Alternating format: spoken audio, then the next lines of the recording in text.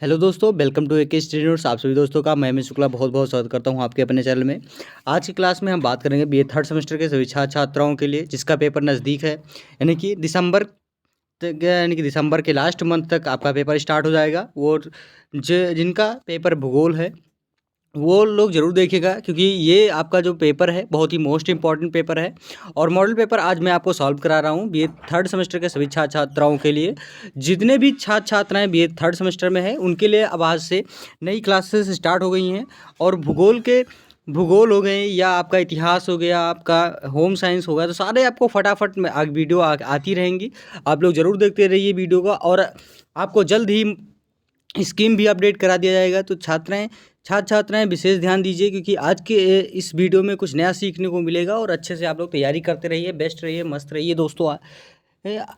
और आज हम बात करेंगे सबसे मोस्ट इम्पॉर्टेंट बात कि आपके भूगोल यानी कि ज्योग्राफी है, पर्यावरण, आपदा प्रबंधन और जलवायु परिवर्तन, इसमें कौन से प्रश्न कहाँ से सबसे ज़्यादा पूछे जाते हैं, तो ये आज आपके इस वीडियो से क्लियर होगा। और यहाँ पे आपको प्रश्न भी मिल जाएगा कौन सा प्रश्न सबसे ज़्यादा महत्वपूर्ण है और कौन सा आपको अच्छा सबसे ज़्यादा पेपर में पूछा जाता है।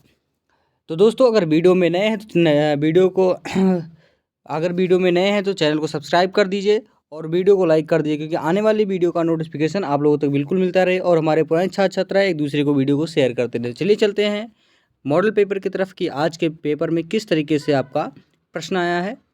जी हाँ दोस्तों, तो ये रहा आपका मॉडल पेपर। कुछ इस तरीके से हमने आपका आज के मॉडल पेपर बनाया है अपने हाथों से। ये आपका है बीए द्वितीय वर्ष थर्ड सेमेस्टर, यानी कि जो द्वितीय में थर्ड सेमेस्टर में है, भूगोल है, प्रश्न पत्र है आपका पर्यावरण अध्ययन यानी कि environmental disaster management and climate change. ये आपका होगा थर्ड सेमेस्टर के सभी छात्र छात्राओं के लिए। टाइम 3 घंटे का है। न्यू एजुकेशन पॉलिसी खंड आ, सेक्शन ए जिसे हम लोग बोलते हैं, खंड आ या सेक्शन ए, इसको आपको सभी प्रश्न करना है और प्रत्येक प्रश्न का आंसर आपको 50 शब्दों में देना है। पहले का फर्स्ट प्रश्न है पारिस्थितिकी संतुलन। पारिस्थितिकी संतुलन होता क्या है, इसका मतलब क्या है, आप लोग ये ध्यान से देखिएगा, समझिएगा कि पारिस्थितिकी संतुलन ये क्लाइमेट चेंज, ये जो पारिस्थितिकी संतुलन होता है क्लाइमेट चेंज हो गया आपका, यानी क्लाइमेट चेंज से आपका आता है। इसमें है कि प्राकृतिक पर्यावरण के सभी घटकों के अपने मौलिक स्वरूप,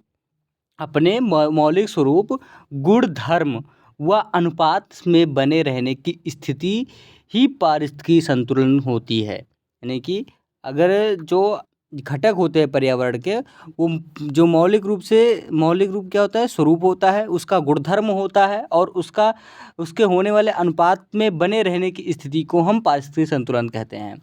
जब तक इनके में बराह संतुलन ना हो, संतुलन की दशा बनी रहती है, प्राकृतिक या मानवीय कारणों में से किसी घटक के अनुपात या गुणवत्ता में ह्रास होने पर स्वचालित प्राकृतिक क्रियाविधि से बाधा उत्पन्न होती है एवं पारिस्थितिक संतुलन बिगड़ जाता है। आज की पारिस्थितिक संतुलन असंतुलन मानव द्वारा प्रकृति में किए गए अत्यधिक हस्तक्षेप का परिणाम है। तो ये होता है पारिस्थितिकी संतुलन। तो आप लोग को समझ में आएगा कि पारिस्थितिकी संतुलन होता क्या है। पारिस्थितिकी संतुलन होता है जो मौलिक स्वरूप होते हैं, गुणधर्म होता है और गुणधर्म व उसके अनुपात में बने रहने की स्थिति को हम क्या कहते हैं, पारिस्थितिकी संतुलन कहते हैं। प्राकृतिक पर्यावरण में जो होता है सभी घटक। उसके बाद फिर दूसरा प्रश्न आता है मृदा अपरदन। मृदा अपरदन का मतलब क्या होता है, अब आप यहाँ पे मृदा अपरदन के बारे में समझेंगे। मृदा अपरदन का मतलब होता है कि विभिन्न मृदा जो रचना वाली प्रक्रियाएं होती हैं उनकी पूर्ति ना कर पाए, उसी को हम मृदा अपरदन कहते हैं। जैसे अगर कोई मिट्टी इतनी तेज़ से निष्कासित होती है, उसमें ऊर्जा नहीं होती है या उसमें उपजाऊ मिट्टी नहीं होती, उसमें एक मिट्टी को दूसरी मिट्टी में ला के पलट देता है, तो उसी को मृदा अपरदन कहते हैं। अब जैसे आप लोग यहाँ पे समझिएगा, लिखने वाले में लिखावट भाषा में इसमें आप आया कि प्रकृति की शक्तियों द्वारा मृदा का इतना तेज़ी से निष्कासित किया जाना कि विभिन्न मृदा रचने वाली प्रक्रियाएं उनकी पूर्ति न कर पाए, मृदा अपरदन कहलाता है। दूसरे शब्दों में बात करें, मृदा अपरदन का तात्पर्य जल एवं वायु द्वारा मृदा के विनाश एवं क्षरण से होता है। मृदा की 1 सेंटीमीटर पर जो 200 से 300 वर्षों तक के लंबे समय में बनती है, वह भारी वर्षा या धूल भरे तूफान द्वारा कुछ ही दिनों में नष्ट हो जाती है और इस प्रकार मृदा का तीव्र गति से विनाश हो जाता है, परंतु उसका निर्माण लंबे समय में होता है। इसी कारण मृदा का रक्षण बहुत अधिक महत्वपूर्ण होता है। तो इसको हम कहते हैं मृदा अपरदन। उसका फिर आपका तीसरा प्रश्न है आपका कि पारिस्थितिकी तंत्र को स्पष्ट कीजिए। पारिस्थितिकी तंत्र को स्पष्ट कीजिए। इसमें आता है कि जीवों, वनस्पति या प्राणियों तथा उनके पर्यावरण के पारस्परिक संबंधों के अध्ययन को हम पारिस्थितिकी तंत्र कहते हैं। किसी भी क्षेत्र में पाए जाने वाले समुदाय और पर्यावरण के कारक संरचना एवं कार्य की दृष्टि से एक तंत्र के रूप में कार्य करते हैं, जिसे हम कहते हैं पारिस्थितिकी तंत्र। यानी कि एजी टांसले जी के शब्दों में कहा गया कि पर्यावरण के समस्त जैविक एवं अजैविक कारकों को एकीकरण के फलस्वरूप निर्मित तंत्र को हम पारिस्थितिकी तंत्र कहलाते हैं या पारिस्थितिकी तंत्र कहते हैं। यहीं पे पी हेगेट जी के अनुसार कहा गया है कि पारिस्थितिकी तंत्र एक पारिस्थितिकी व्यवस्था है जिसमें पादप एवं प्राणी अपने पर्यावरण से पोषक श्रृंखला द्वारा जुड़े होते हैं। संक्षेप में बात करें तो किसी क्षेत्र विशेष में विकसित वह व्यवस्था जिसमें विभिन्न प्रकार के जीव अजैविक तत्वों के अन्योन्य क्रिया करके विकसित होते हैं, उसे हम पारिस्थितिकी तंत्र कहते हैं। तो ये आपका पारिस्थितिकी तंत्र हो गया। उसका फिर आता है ठोस अपशिष्ट। ठोस अपशिष्ट किसे कहता है, यानी ठोस अपशिष्ट पदार्थ किसे कहते हैं। अब ठोस अपशिष्ट के बारे में है आपका कि मानव द्वारा उपयोग के उपरांत प्रत्येक ठोस पदार्थ को ठोस अपशिष्ट कहते हैं, जिनमें विभिन्न प्रकार के डिब्बे, बोतल, कांच का सामान, पॉलीथीन बैग, यानी कि प्लास्टिक के सामान, निर्माण सामग्री आदि सम्मिलित हैं। दैनिक जीवन में उपयोग के बाद फेंके जाने वाले ठोस पदार्थों को कूड़ा करकट, कचरा, उच्छिष्ट व ठोस अपशिष्ट के नाम से पुकारते हैं। अब इससे आपको समझ में आ गया होगा कि दैनिक जीवन में यानी कि जो हमारे जीवन का क्रियाकलाप है उसमें से आपका ठोस अपशिष्ट पदार्थ किसे कहते हैं। जैसे आपका कूड़ा करकट हो गया, उसके बाद में कचरा हो गया, उसके बाद में मान लो कोई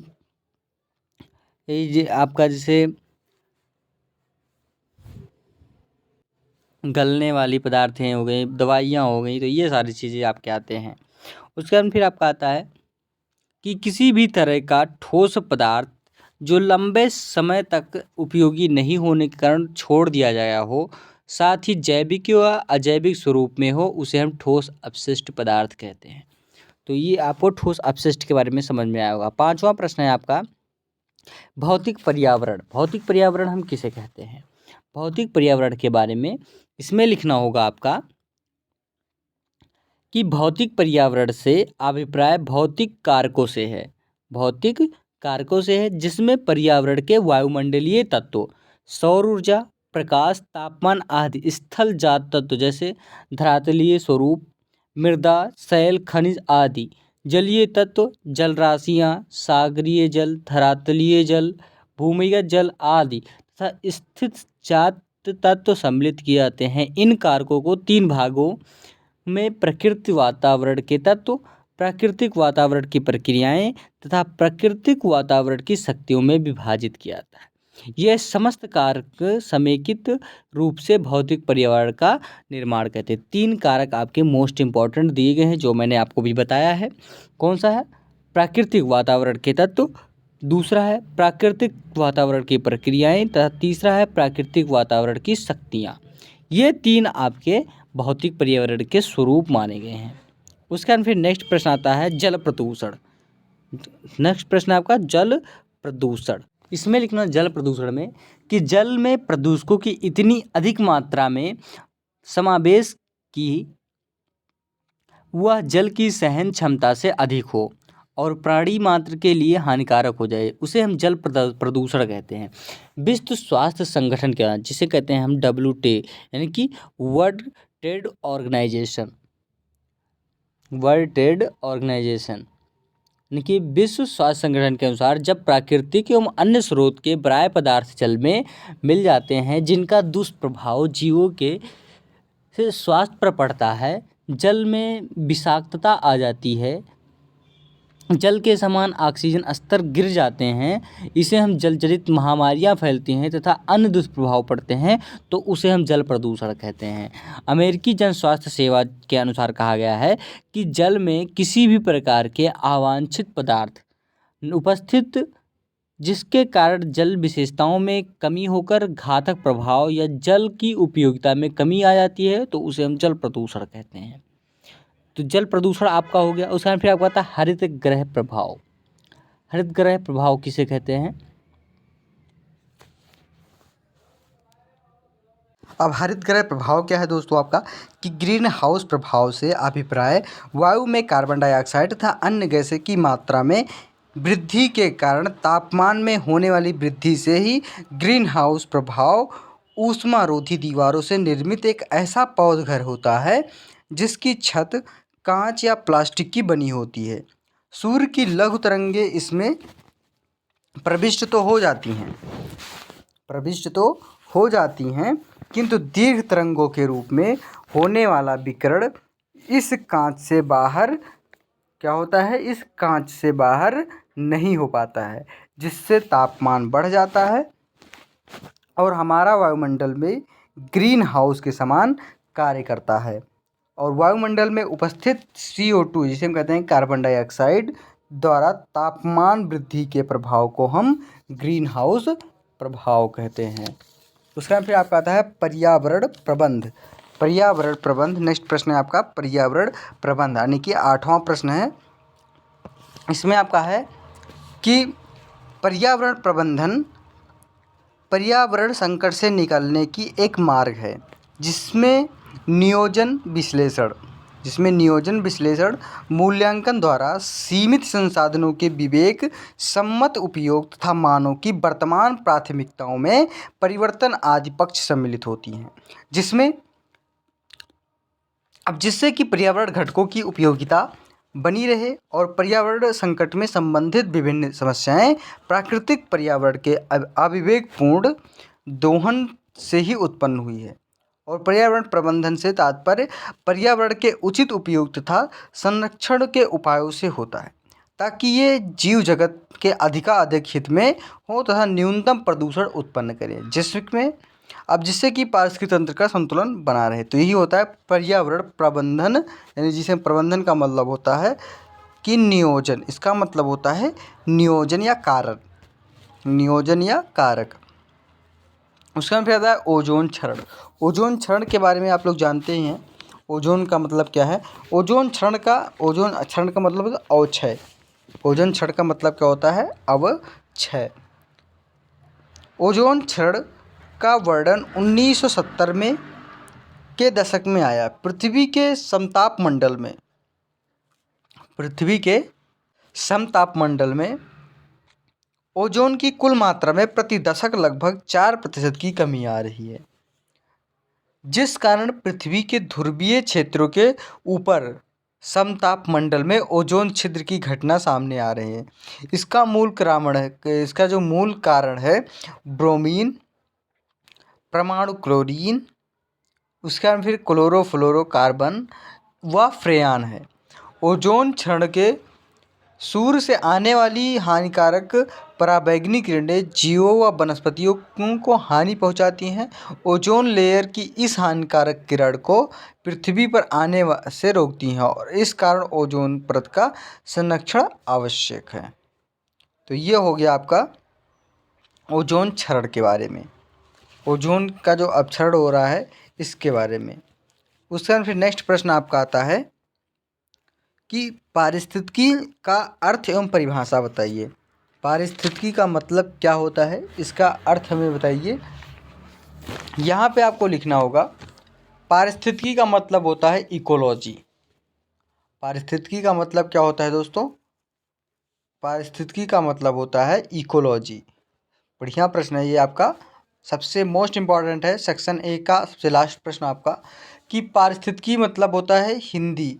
हिंदी का रूपांतरण अगर बात करें तो इकोलॉजी होता है। इकोलॉजी यूनानी भाषा के दो शब्दों से बना है। पहला तो आपका ओइकोस तथा लोगोस से मिलकर है, जिसमें ओइकोस का शब्द अर्थ होता है निवास स्थान और लोगोस का अर्थ होता है अध्ययन, यानी निवास स्थान का अध्ययन। और इस प्रकार शब्द की व्युत्पत्ति के आधार पर पारिस्थितिकी को स्पष्ट किया जा सकता है कि जीवों का उन्हीं के निवास स्थान के परिप्रेक्ष्य में अध्ययन करना पारिस्थितिकी है, और इससे जीव एवं उसके स्थान से संपूर्ण जैविक अजैविक संगठकों के अध्ययन का बोध होता है। इतना ही नहीं बल्कि इसके अंतर संबंधों की जटिल प्रक्रिया की ओर भी संकेत मिलता है। साथ ही पारिस्थितिकी में पाई जाने वाली समानताओं में असमानता के इसके भी अंतर्गत सम्मिलित हो जाती हैं। पारिस्थितिकी शब्द का सर्वप्रथम प्रयोग आपका 1869 ईस्वी में जर्मन जीव वैज्ञानिक अर्नस्ट हैकल महोदय जी ने किया था। हैकल जी के अनुसार कहा गया है कि पारिस्थितिकी वातावरण और जीव समुदाय के पारिस्थितिकी यानी कि पारस्परिक संबंधों के अध्ययन को कहते हैं हम पारिस्थितिकी वातावरण।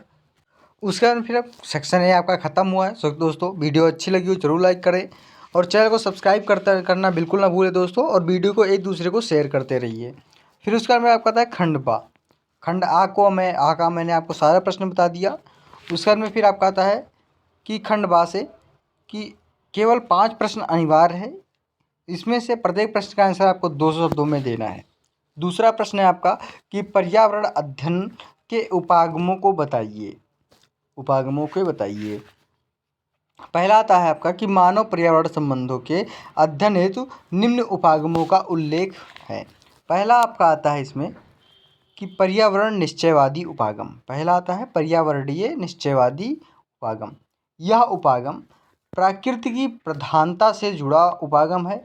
यह उपागम मानव तथा उसके क्रियाकलापों पर पर्यावरण के संपूर्ण नियंत्रण पर बल देता है। दूसरा आता है आपका इसमें उद्देश्य मूलक उपागम। क्या आता है इसमें? उद्देश्य मूलक उपागम। इसमें लिखना होगा आपका कि मानव पर्यावरण संबंधों के अध्ययन का उद्देश्य मूलक उपागम इस धार्मिक विचारधारा तथा अटूट विश्वास पर आधारित है कि मनुष्य प्रकृति तथा सभी अन्य जीवों में उत्कृष्ट तथा श्रेष्ठतम है। इस उद्देश्य मूलक का संप्रदाय अभ्युदय जूडो क्रिश्चियन धार्मिक परंपराओं के उपदेशों से हुआ है, और इस धार्मिक विचारधारा की शिक्षाओं की प्रमुख मान्यता की है सभी जीवों से श्रेष्ठ एवं उत्कृष्ट है तथा प्रत्येक वस्तु का सृजन उसके उपयोग तथा आनंद के लिए होता है। मानव पर्यावरण पर प्रकृति संबंधों को इस विचारधारा के ने मनुष्य प्राकृतिक संसाधनों के विदोहन तथा प्रकृति को पराजित करके उसे काबू में रखने के लिए प्रोत्साहित किया है। परिणाम स्वरूप इस धार्मिक विचारधारा से प्रभावित मनुष्य ने प्राकृतिक संसाधनों के बेधड़क लापरवाह तथा अनियंत्रित लूट खसोट से उत्पन्न होने वाली भावी खतरों से बेखबर होकर प्राकृतिक संसाधनों के विदोहन करना प्रारंभ कर दिया, और अधिकांश वैज्ञानिकों तथा पर्यावरणविदों ने इस धार्मिक परंपरा को वर्तमान समय में भयावह पर्यावरण ये समस्याओं एवं पारिस्थितिक संकट के लिए जिम्मेदार माना है। फिर दूसरा आता है, तीसरा नंबर आपका संभववादी उपागम। इसमें है कि मानव पर्यावरण संबंधों के संभववादी उपागम का उदय पर्यावरणीय निश्चयवादी की आलोचना तथा उद्देश्य मूलक उपागम की अतिवादी विचारधारा का भर्त्सना के फलस्वरूप है। ज्ञातव्य है कि पर्यावरणीय निश्चयवाद के संप्रदाय की स्थापना के समय से ही कुछ लोगों ने इस विचारधारा के खिलाफ आवाज़ बुलंद करना प्रारंभ कर दिया था, और इन लोगों की मान्यता रही कि निसंदेह भौतिक पर्यावरण मनुष्य तथा उसके कार्यकलापों की प्रभावित करता है। उसके बाद फिर आपका आता है नेक्स्ट आर्थिक निश्चयवादी उपागम। इसमें आपका आता है चौथा नंबर में कि यह आर्थिक निश्चयवादी उपागम इस मूलभूत विचारधारा पर आधारित है कि मनुष्य का पर्यावरण में स्वामित्व होता है तथा आधुनिक प्रौद्योगिकी के प्रयोग द्वारा आर्थिक एवं औद्योगिक विस्तार जारी रहना चाहिए। आर्थिक विकास और औद्योगिक विस्तार के सतत चलने रहने वाली विचारधारा के वृद्धि संप्रदाय कहते हैं और इस संप्रदाय की मान्यता है कि चूंकि राजनीतिक, सामाजिक एवं आर्थिक स्थिरता के लिए आर्थिक विकास जरूरी है। इसमें वास्तव में आर्थिक निश्चयवादी के दो भ्रामक मान्यताओं पर आधारित होता है। पहला, किसी निश्चित प्रदेशों की जनसंख्या तथा उस प्रदेश में आर्थिक विकास एवं क्रियाशील के स्तर पर मध्य धनात्मक का सहसंबंध होता है। दूसरा, जनता संसाधन द्वारा समाज में पारस्परिक क्रिया सार्वभौमिक आर्थिक सिद्धांतों द्वारा निर्धारित होती है और इस तरह आर्थिक निश्चयवाद इस बात में विश्वास करता है कि आर्थिक वृद्धि एवं औद्योगिक विस्तार के सतत चलने रहने से उत्पन्न पर्यावरणीय समस्याओं को सुलझाने में मनुष्य पूर्णतः सक्षम है। उसके फिर 5वां नंबर आता है आपका इसमें कि पारिस्थितिकी उपागम। मानव पर्यावरणीय संबंधों के अध्ययन का पारिस्थितिकी उपागम पारिस्थितिकी के आधार मूलभूत सिद्धांतों पर आधारित है।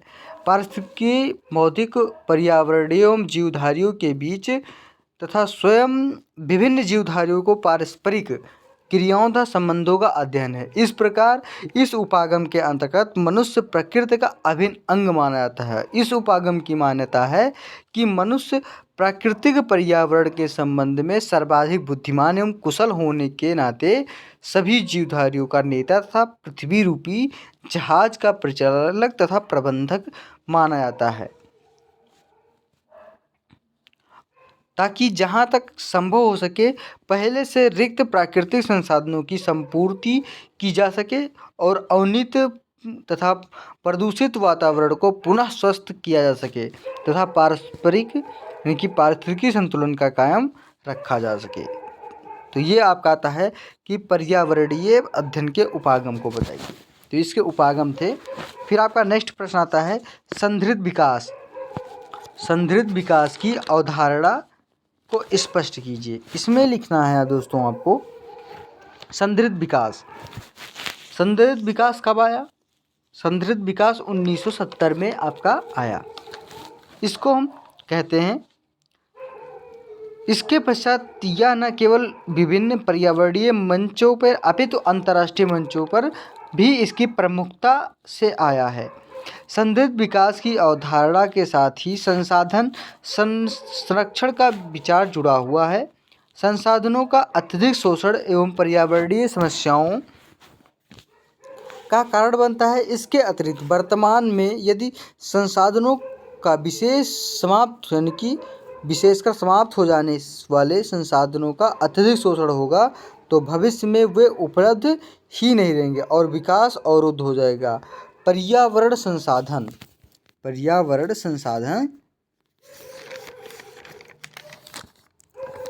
प्रबंध के संबंध में अनेक नीतियां एवं संकल्पनाएं अपनाई गई, जिनमें दिल्ली को शून्य वृद्धि नीति जैसे organic agriculture for self sustaining societies यानी कि नेगार्ड द्वारा प्रतिपादित पर्यावरणीय अर्थशास्त्र एवं सर्वविदित संकल्पना प्रस्तुत की मित्र तकनीकी उत्पाद प्रमुख हैं।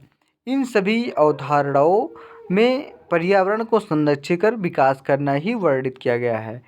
संयुक्त राष्ट्र संघ विश्व में सतत विकास के प्रति सचेष्ट और अभिन्न कार्यक्रमों माध्यम से है, जिनमें यूनेप का मतलब है UNEP, United nation environmental protection, इसकी प्रमुख है के द्वारा यानी कि इसके द्वारा विश्व के देशों को पर्यावरण संरक्षण के लिए प्रेरित कर रहा है। इस दिशा में जोहान्सबर्ग यानी दक्षिण अफ्रीका में सतत विकास में पृथ्वी सम्मेलन 2002 में आयोजित किया गया, जिसमें विश्व का पर्यावरणीय समस्याओं पर विचार के साथ विश्व को धारणीय अथवा सतत विकास हेतु प्रेरित करना था। इसमें विकसित एवं विकासशील देशों के मध्य समन्वय पर विचार किया गया और इस प्रकार अनेक मंचों पर सतत विकास की संकल्पना का महत्व दिया गया। आज विश्व के सभी देश सतत विकास को संकल्पना स्वीकार करते हैं, यदि कुछ गतिरोध उन्हें विचार विमर्श में सुलझा दिया जाए, क्योंकि विकास की यही अवधारणा विश्व में मानव जीवन को सुरक्षित रख सकती है। तो ये आपका तीसरा प्रश्न हो गया। चौथा प्रश्न आपका आता है दोस्तों, भारत के नगरीय क्षेत्रों में जनसंख्या दबाव के परिणामों को स्पष्ट कीजिए। अब इसमें लिखना होगा दोस्तों आपको कि भारत के नगरीय क्षेत्रों में जनसंख्या दबाव के कारण निम्न सामाजिक और आर्थिक समस्याएं उत्पन्न हुई हैं। इसमें पहला आता है आपका अपर्याप्त आधारभूत ढांचा एवं सेवाएं। इसमें लिखना होगा आपका अति तीव्र नगरीकरण के कारण नगरीय सेवाओं और सुविधाओं का अभाव हो जाता है, और ये सर्वविदित तथ्य हैं तथा लक्ष्य महानगरों में 30% से 40% तक जनसंख्या गंदी बस्तियों में निवास करती हैं। नगरों में ऐसी आवास विहीन जनसंख्या बहुत अधिक है, जिसका जीवन स्तर बहुत ही निम्न होता है। दूसरा आता है आपका परिवहन में असुविधा। नगरों में जनसंख्या की भीड़ बढ़ने से परिवहन की समस्याएं होती हैं। परिवहन के साधन कम पड़ने लगते हैं तथा परिवहन मार्ग में संकुचित हो गए हैं, और जिसमें दुर्घटना में वृद्धि हो रही है। तीसरा आता है अपराधों में वृद्धि। आज नगरों में अपराधों की संख्या तेजी से बढ़ती जा रही है। चोरी, डकैती, कत्ल, जुआखोरी, शराबखोरी, बलात्कार, धोखाधड़ी आदि का कारण तेजी से बढ़ती हुई नगरीय जनसंख्या ही है। फिर आवास की कमी। जितने तेजी से नगरों में जनसंख्या बढ़ रही है, उतनी तेजी से आवासों का निर्माण हो पा रहा है, अतः नगरों में आवासों की भारी कमी हो रही है। फिर आता है औद्योगिकरण। नगरों का विकास हो जाने के कारण औद्योगिकरण की प्रक्रिया में तीव्रता आई है। प्राचीन उद्योग धंधे समाप्त हो गए। नवीन उद्योग धंधे के विकास के कारण भारत में सामाजिक संगठन में परिवर्तन हुए हैं। पूंजीपति एवं श्रमिक वर्ग के बीच संघर्ष बढ़ गए। स्त्रियों की आत्मनिर्भरता में वृद्धि हुई। उसके फिर आपका आता है कारखानों की स्थापना से गंदी बस्तियों की समस्याओं व हड़तालों आदि के कारण जीवन में अनिश्चितता आ गई है। उसके बाद छठा नंबर आता है द्वितीय समूहों की प्रधानता। नगरीकरण के कारण भारत में परिवार, पड़ोस आदि जैसे प्राथमिक समूह प्रभावहीन होते जा रहे हैं। वहाँ में समितियाँ, संस्थाओं एवं विभिन्न सामाजिक संगठनों के द्वारा सामाजिक संबंधों की स्थापना की जा सकती है। इस प्रकार के संबंधों को हम अवैयक्तिकता की भावना पाई जाती है। सातवां नंबर आता है वर्गीय व्यवस्था का उदय। इसमें नगरीय के प्रभाव के समाज में वर्गों का संगठन विभिन्न आधारों पर हो रहा है। एक वर्ग के व्यक्ति केवल अपने वर्ग के सदस्यों के साथ संबंधों की स्थापना करते हैं। फिर आठवां नंबर आता है अनौपचारिक सामाजिक एवं नियंत्रण का अभाव। कौन सा इसमें आता है अनौपचारिक सामाजिक नियंत्रण का अभाव। नगरीकरण के कारण व्यक्तिवादी भावना का जन्म हुआ है, और इस भावना के परिणाम स्वरूप प्राचीन सामाजिक रीति रिवाज प्रभावहीन हो गए। प्राचीन समय में लोग समाज के रीति रिवाज, प्रथाओं तथा परंपराओं के अनुसार काम करते थे, परंतु नगरीकरण द्वारा उत्पन्न व्यक्तिगत भावना के रूप में सामाजिक नियंत्रण के अनौपचारिक साधन जैसे परिवार, प्रथाएं, परंपरागत रूढ़ियाँ इत्यादि ये प्रभावहीन हो गए। तो ये अनौपचारिक एवं सामाजिक नियंत्रण के अभाव में आता है। 9वां नंबर अवैयक्तिक संबंधों की अधिकता। इसमें लिखना है यानी कि अवैयक्तिक संबंधों की अधिकता। नगरीकरण के कारण नगरों में जनसंख्या की तीव्र वृद्धि हुई है। जनसंख्या की इस वृद्धि के कारण लोगों में व्यक्तिगत संबंधों की भावना कम हो गई, और इस आधार पर एन मॉरिस जी ने लिखा है कि जैसे जैसे नगर विस्तृत होते हैं, वैसे वैसे इस बात की संभावना भी कम हो जाती है कि दो व्यक्ति एक दूसरे से जानेंगे। फिर नेक्स्ट आता है 10वां नंबर भौतिकवादी विचारधारा का विकास, यानी कि भौतिकवादी विचारधारा का विकास। इसमें लिखना है कि नगरीकरण का विकास नागरिकों के दृष्टिकोण में भारी परिवर्तन लाया है। अभी तक भारत में अध्यात्मक की भावना पर बल दिया जाता था, परंतु नगरों का विकास हो जाने से लोगों के भौतिकवाद की भावना का जन्म हुआ और भौतिकवाद के कारण व्यक्ति का दृष्टिकोण उपभोक्तावादी बन गया और यह प्रत्येक वस्तु अथवा विचारधारा का उसी समय ग्रहण करता है जबकि वह उसके लिए भौतिक दृष्टिकोण से उपयोगी हो या उसका विकास आर्थिक स्थिति में वृद्धि करती है। उसके बाद फिर आपका आता है पारस्परिक सामाजिक मूल्यों की प्रभावहीनता। 11वां नंबर है, इसमें लिखना होगा आपको कि नगरीकरण के कारण व्यक्तिवादी विचारधारा का विकास हुआ। इस विचारधारा के कारण प्राचीन सामाजिक मूल्यों का ह्रास होने लगा।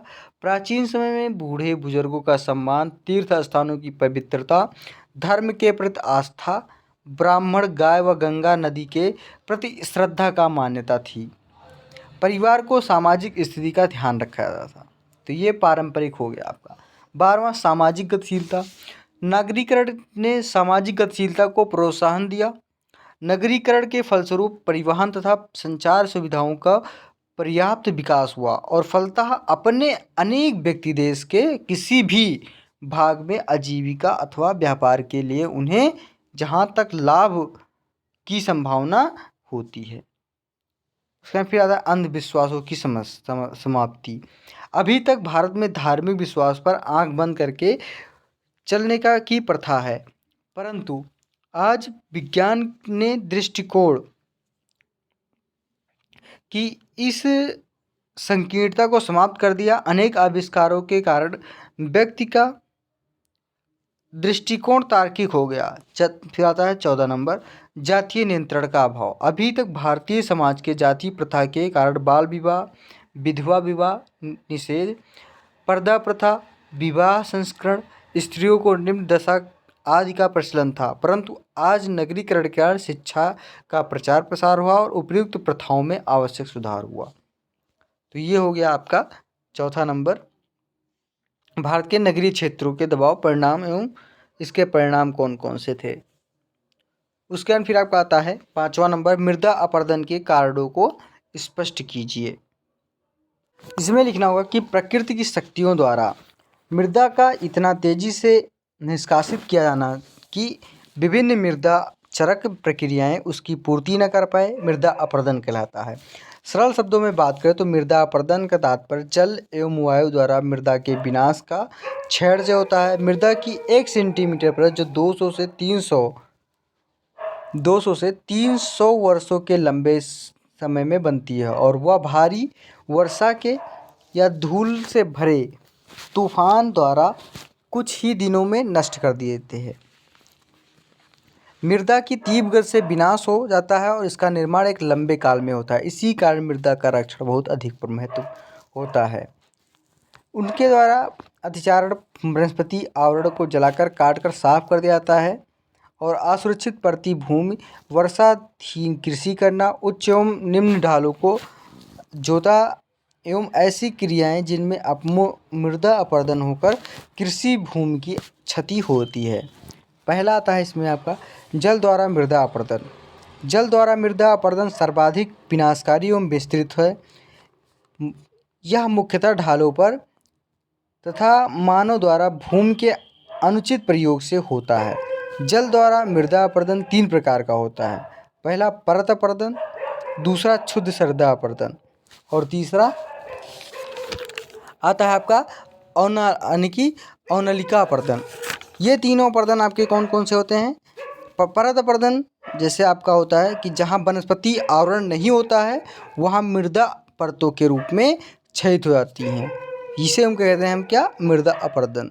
उसमें क्षुद्र सरिता अपरदन, यह अपरदन बसंत ऋतु में बर्फ के पिघलने के रूप में तथा जो ग्रीष्म ऋतु में भारी वर्षा के रूप में क्षुद्र मोटी सरिताओं द्वारा की जाती है और प्रतिवर्ष लाखों टन मृदा बर्फ के रूप में पिघलने और वर्षा के बाद खेतों में बहा दी जाती है। यानी कि बहा मतलब बहा दी जाती है और इस मृदा से जीवजन्य तथा आर्थिक पोषक तत्व जिससे आपका नाइट्रोजन हो गया, फास्फोरस, पोटेशियम आदि होते हैं, ये आपके होते हैं। फिर आपका था यानी कि औनतलिका अपरदन। ये अपरदन कैसा होता है, ये अपरदन क्षुद्र सरिता अपरदन से होता है, यानी कि इसको नहीं रोका जाता है और वह मृदा के नीचे स्थित कठोर शैलों तक पहुंचा दिया जाता है, और यदि तब भी इसको प्रतिबंधित ना किया जाए तो छोटी परिविकाएँ द्वारा क्या होती है, गहरी होती चली जाती हैं, और इस अपर्दन को हम अवनालिका अपर्दन कहते हैं। दूसरा आता है वायु द्वारा जल अपर्दन, वायु द्वारा मृदा अपर्दन। वायु द्वारा मृदा अपर्दन खुली, शुष्क एवं विकसित या कम संगठित मृदा वाले क्षेत्रों में अधिक होता है। वायु अपर्दन में सामान्यतः वायु सतह से छोटे छोटे कण जिनका व्यास 1 मिलीमीटर से कम होता है। जब वायु तेजी के साथ बहती है तो ये कण केवल क्षेत्र से सतह पर नहीं लुढ़कते, बल्कि वायुमंडल से 3 से 4 मीटर की ऊंचाई तक उड़ा दिए जाते हैं। वायु में उड़ते हुए मृदा कण काफ़ी विनाशकारी शक्ति रखते हैं, और यदि मृदा कण छोटे छोटे पौधों से टकराते हैं तो उनमें पूर्णतः नष्ट कर डालते हैं। और जो वायु द्वारा उड़ाकर दूर स्थित क्षेत्रों में निपेक्षित यानी जमा कर दें। कभी कभी किसी क्षेत्र में वायु की मिट्टी 1 से 5 सेंटीमीटर की परत को अपरदित कर देती है, जिनमें सामान्य दिशाओं में 1 सेंटीमीटर मृदा में संचयन 200 से 300 वर्षों तक की समय लगता है, और इस प्रकार मिट्टी की बहुत अधिक क्षति पहुंचती है। तीसरा नंबर भूस्खलन या पंख एवं विस्तार प्रस्तर प्रवाह। इसका मतलब है कि पर्वतीय क्षेत्रों में भूस्खलन जो होता है, भूमिस्खलन होता है, जिसमें पंख और पत्थर बड़ी तीव्र गति से गिरते हैं। इनका प्रारंभ छोटी पर्वतीय धाराओं के रूप में होता है, और इनका झागदार जल पंख तथा प्रस्तर होते हैं। ये तेजी से नीचे को मृत्यु विनाशकारी रेले के रूप में गतिशील हो जाते हैं। पंख और प्रस्तर प्रवाह से पर्वतीय क्षेत्रों के मानव वर्गों को, अर्थव्यवस्थाओं को बहुत हानि पहुंचती है। तो ये आपका 5वां नंबर हो गया। फिर 6ठा नंबर प्रश्न आता है आपका, यानी कि सेक्शन बी का 6ठा नंबर और लास्ट प्रश्न है कि मृदा प्रदूषण के कारक एवं परिणामों को बताइए। मृदा अपर्दन यानी कि मृदा प्रदूषण। अब इसमें लिखना होगा कि मिट्टी, खनिज, लवणों एवं अपघटित जैविक पदार्थों का समूह मात्र न होकर स्वयं में एक जटिल तंत्र है, जो लंबे समय में जलवायु, जीवों व अन्य भौतिक कारकों की अन्योन्याश्रित क्रियाओं से उत्पन्न होती हैं। यहीं पे डॉकर्स जी के अनुसार कहा गया है कि मृदा मात्र शैलों, पर्यावरण, जीवों और समय की आपसी क्रियाओं से उत्पन्न होती हैं। मिट्टी में विभिन्न प्रकार के लवण, खनिज तत्व, कार्बनिक पदार्थ, गैसें एवं जल एक निश्चित अनुपात में होते हैं। मिट्टी में उपर्युक्त पदार्थ की मात्रा एवं अनुपात में विभिन्न कारण द्वारा उत्पन्न परिवर्तन को हम मृदा प्रदूषण कहते हैं। क्या कहते हैं हम इसे? मृदा प्रदूषण कहते हैं। हमारे देश में मृदा प्रदूषण की प्रमुखता धरती के कुप्रबंध का परिणाम है, और इसी कुप्रबंध के कारण हमारे देश में कुल धरती का लगभग 53% तथा 53% खेती की जा रही है, और 14 करोड़ हेक्टेयर भूमि में लगभग 60% क्या होता है, भू संरक्षण की बहुत अधिक आवश्यकता होती है।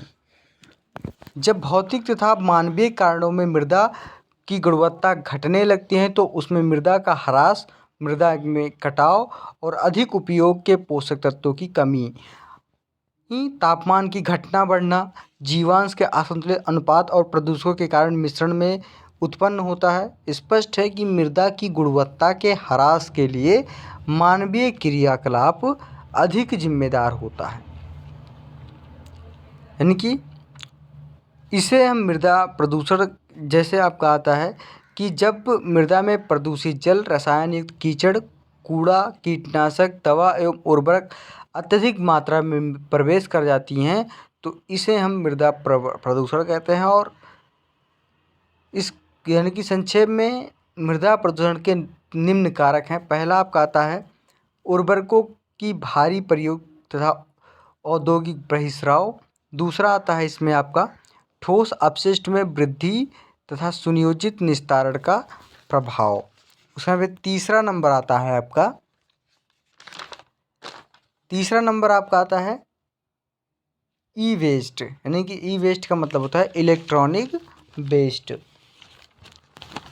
तीसरा नंबर आपका आता है इलेक्ट्रॉनिक वेस्ट, यानी कि वर्तमान समय में करोड़ों फर्स्ट जनरेशन मोबाइल फ़ोन के निस्तारण की समस्या विश्व में मंडरा रही है। मृदा प्रदूषण के निम्न दुष्परिणाम सामने आ रहे हैं। पहला, मृदा अपरदन में वृद्धि। दूसरा आपका आता है इसमें मरुस्थलीकरण में वृद्धि। तीसरा, उत्पादन में कमी। चौथा, कृषि भूमि में निरंतर कमी। और पांचवा नंबर आपका आता है कि मानव एवं जनसंख्या के बीच बढ़ते कृषि भूमि अनुपात के कारण भयंकर खाद्यान्न की कमी संभावना आदि। ये आपके आते हैं छठा प्रश्न, जो आपके मृदा प्रदूषण के कारण एवं कारक परिणामों में जो आपके पेपर में पूछा गया था।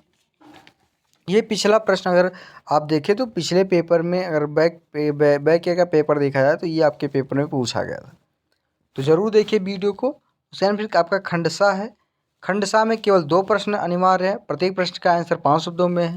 पहला यानी कि 7वां प्रश्न है कि गंगा एक्शन प्लान पर संक्षिप्त टिप्पणी लिखिए। बहुत ही बढ़िया प्रश्न है आपका गंगा एक्शन प्लान। तो इसका मैं वीडियो अलग से आपको अपडेट करा दूंगा सेक्शन सी का, क्योंकि ये लॉन्ग प्रश्न होने के कारण आपको थोड़ा इसमें समझने में ज़्यादा टाइम लगेगा और इससे आप लोग समझ भी नहीं पाएंगे। अगर अलग से मैं आपको वीडियो प्रोवाइड करा देंगे जिससे आप लोग पढ़ते रहिए अच्छे से, क्योंकि इसमें से आने वाले जो वीडियो होगा उसमें आपको बहुत ही बढ़िया तरीके से समझा दिया जाएगा। उसमें आपको कोई प्रॉब्लम नहीं, एक ही वीडियो में आपको समझ में आ जाएगा। उसके बाद फिर 8वां प्रश्न है आपका इसमें कि पर्यावरण अवनयन, यानी कि पर्यावरण अवनयन से आप क्या समझते हैं। पर्यावरण अवनयन के कारणों को वर्णन कीजिए। फिर 9वां प्रश्न है कि वायु प्रदूषण के कारणों एवं परिणामों की विवेचना कीजिए। 10वां प्रश्न है कि समविकास के विभिन्न सिद्धांतों को स्पष्ट कीजिए। तो ये आपके जो 4 प्रश्न है मैं आपको अलग से वीडियो बना दूंगा 2-2 प्रश्न करके। तो इसमें से आप लोग अच्छे से तैयारी कभी कर लेंगे, आपको समझ में आ जाएगा। तो ये आपका मॉडल पेपर रहेगा। मॉडल पेपर में ये प्रश्न आपके पेपर में पूछा जाता है। तो आपको मैं जब बता दूंगा तो अच्छे से आप लोग समझ लीजिएगा। और आप, क्योंकि पेपर में आपको कोई भी प्रश्न कहीं से भी पूछ जाता है, तो इससे आप लोग के मन में घबराहट आती है तो आप लोग तैयारी नहीं कर पाते हैं। तो ये चीज़ें बिल्कुल दिमाग से हटा दीजिए और प्रश्न को केवल अच्छे से तैयार करते रहिए। और मैं आपको ज़रूर वीडियो में आपको अगली वीडियो ज़रूर बता देंगे अगली वीडियो में कौन सा प्रश्न आपका सेक्शन सी से बिलोंग करता है। तो आप लोग 9वें प्रश्न का आप लोग आंसर हमारे कमेंट बॉक्स में कमेंट करके बताएंगे कि आपको आता है नहीं आता है। तो अगली वीडियो में ज़रूर उपस्थित होंगे। धन्यवाद दोस्तों, जय हिंद।